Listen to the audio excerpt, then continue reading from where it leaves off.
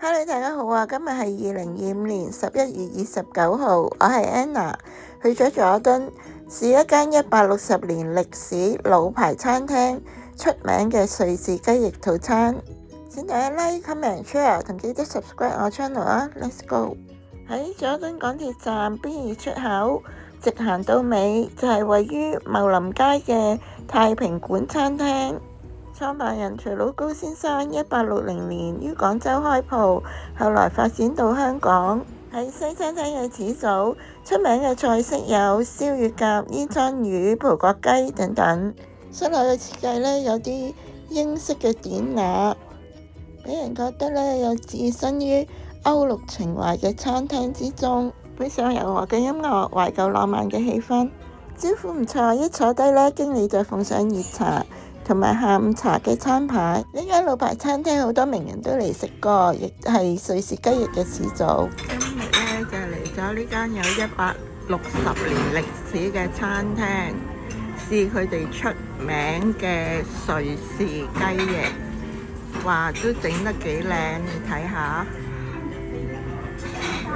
啲瑞士汁呢，聽聞話呢係秘製嘅喎，餐廳。呢個下午茶套餐呢係82蚊嘅，雞翼呢需時製作呢就20分鐘。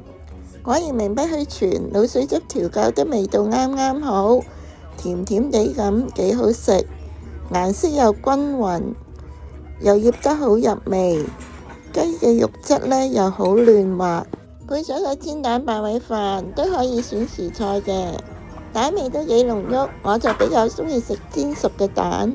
米飯呢都可以煮到粒粒分明，將呢個秘製惹味嘅甜豉油撈落去啲煎蛋同埋白米飯一齊食，啖啖都係豉油撈飯嘅香味，真係冇得輸啊！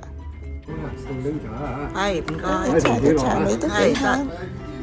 呢餐茶連埋加一就90蚊，瑞士雞翼嘅水準唔錯。以下係餐廳 menu 裏邊賣書嘅推薦，同埋餐廳歷史嘅推介。歷史名人孫中山、周恩來、蔣介石都係餐廳嘅客人。今日分享係咁多，多謝大家收睇，我哋下條片再見啦，拜拜。